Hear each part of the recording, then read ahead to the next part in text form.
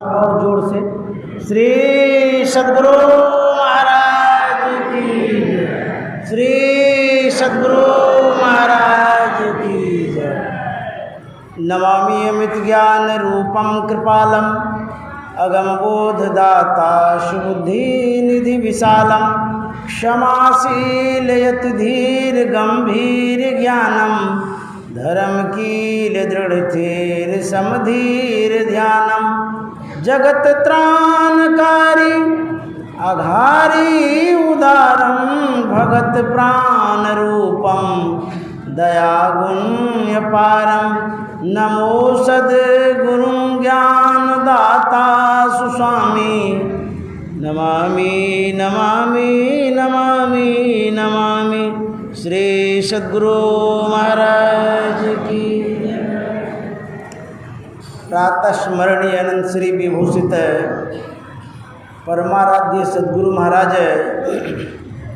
गुरुदेव महर्षि संत सेवी परमहंस जी महाराज संत मत के वर्तमान आचार्य श्री इस पवित्र मंच पर संत महात्मागण इस पंडाल में दूर दूर से आए सत्संग प्रेमी महान भाव माता एवं बहनों, हम लोगों का सौभाग्य है जो इस सत्संग स्थल में उपस्थित हैं। संसार में बहुत लोग आए चले गए, आप हम लोगों के नज़रों से भी गए, आज हम सकुशल हैं, ये सद्गुरु की बहुत बड़ी कृपा है। यह स्थल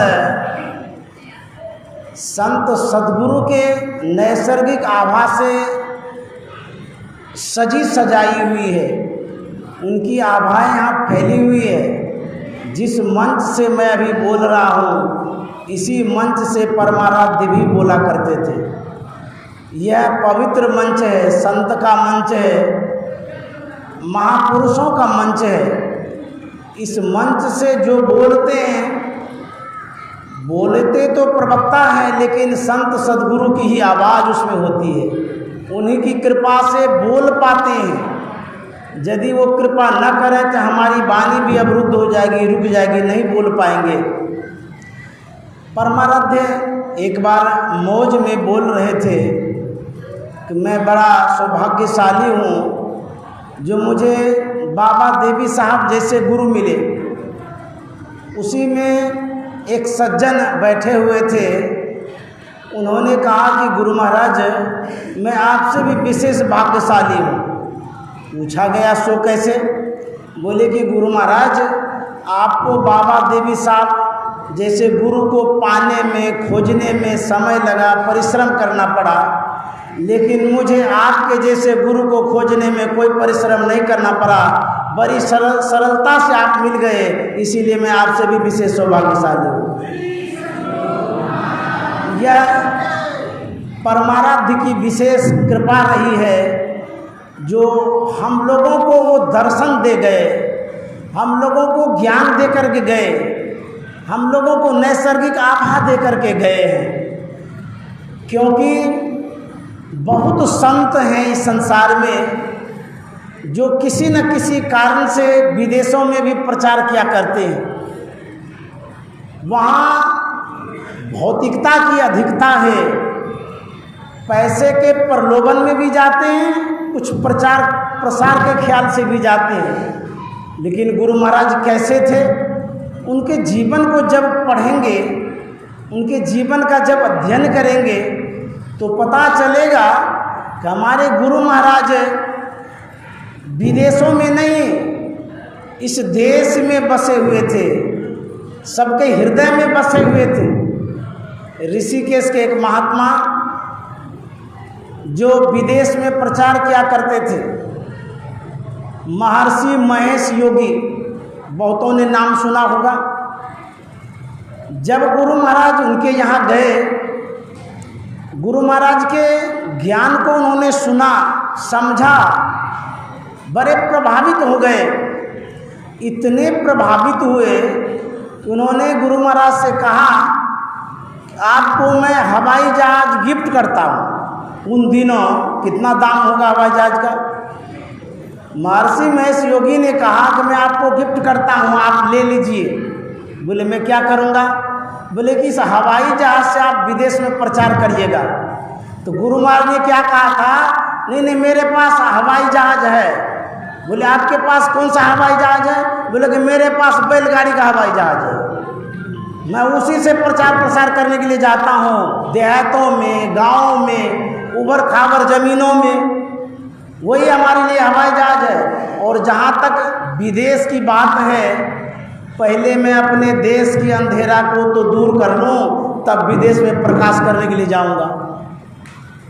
देश प्रेम है, हम आप लोगों के हित के लिए उन्होंने ऐसा किया। नहीं तो गुरु महाराज के पास इतना ज्ञान था, वो विदेश चले जाते, हम लोगों की क्या स्थिति होती। ऐसे हमारे गुरु महाराज थे, उन्होंने प्रचार प्रसार किया। उन्होंने बाबा देवी साहब के विषय में लिखा है, संतान मत भेद प्रचार किया, गुरु साहब बाबा देवी ने संतान मत भेद प्रचार किया, गुरु साहब बाबा देवी ने संतान मत भेद प्रचार किया। ऐसा गुरु महाराज ने क्यों कहा? इसलिए कहा, थे अंध बने फिरते बाहिर, अंतर पथ भेद न थे जाहिर। थे अंध बने फिरते बाहिर, अंतर पथ भेद न थे जाहिर। तो बाबा देवी साहब ने क्या किया? हम बोधि बुझाए सुझाए दिया। इसीलिए गुरु साहब बाबा देवी ने संतान मत भेद प्रचार किया, गुरु साहब बाबा देवी ने संतान मत भेद प्रचार किया। गुरु महाराज कहते हैं, थे अंध बने फिरते बाहिर, अज्ञान की अवस्था में भटक रहे थे। जो ईश्वर प्राप्ति का मार्ग था उसका पता ही नहीं था। कितनी कठिनाई गुरु महाराज के सामने थी। जब गुरु महाराज रामानंद स्वामी से दीक्षा प्राप्त किए थे,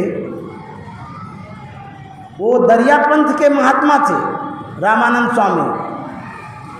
उनके द्वारा मानस जप, मानस ध्यान और त्राटक की क्रिया मिली थी।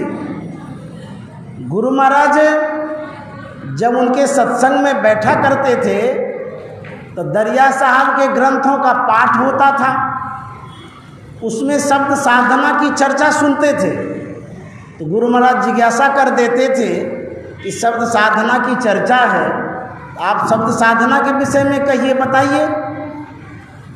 लेकिन वो लोग बताते नहीं थे, या अनभिज्ञ होंगे।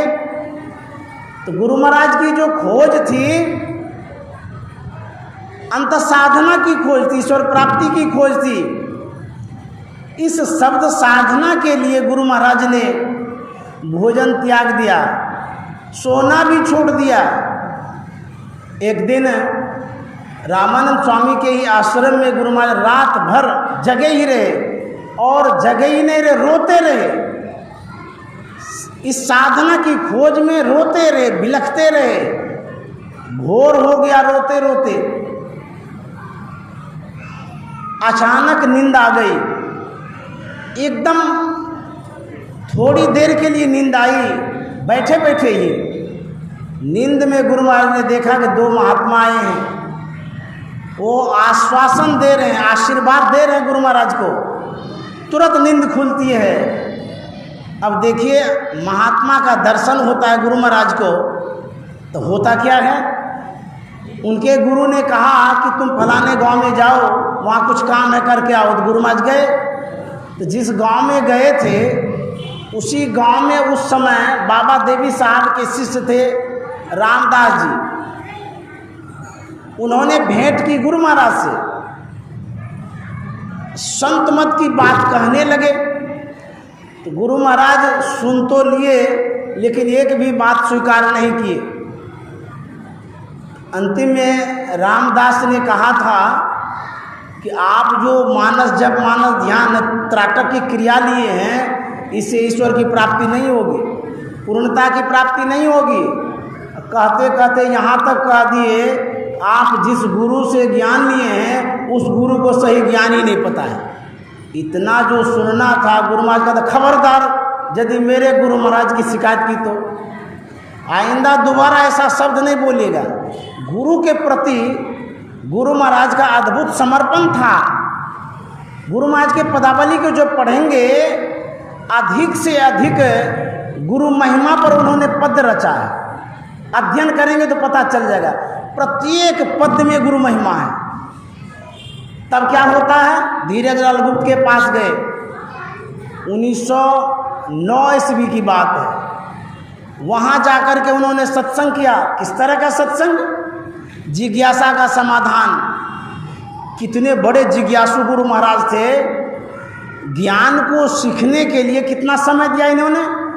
लगातार 3 महीनों तक धीरेलाल गुप्त के साथ रात्रि के 11-12 बजे से लेकर के भोर तक सत्संग करते रहे। न वो सोए न गुरु महाराज सोए। 3 महीनों तक जागरण करना सबसे संभव नहीं है। वो कैसे गिरस्त थे, बाबा देवी साहब के शिष्य थे वो धीरेलाल गुप्त, और गुरु महाराज कैसे महापुरुष थे।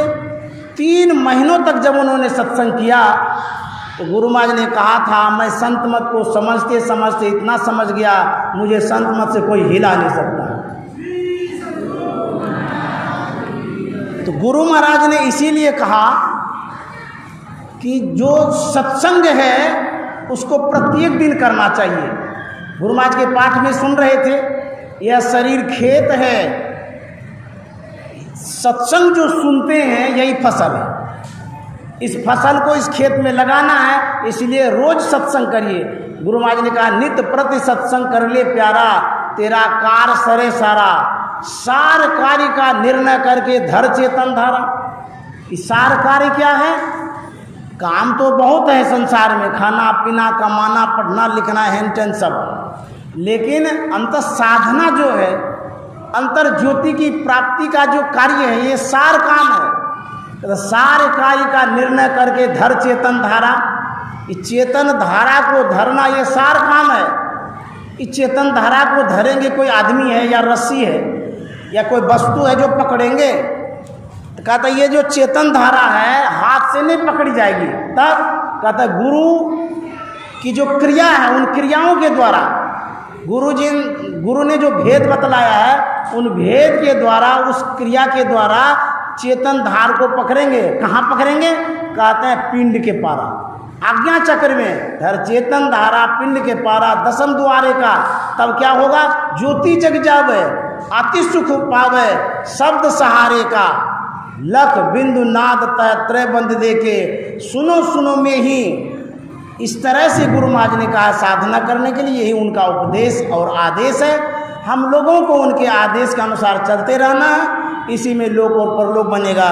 श्री सद्गुरु महाराज की जय।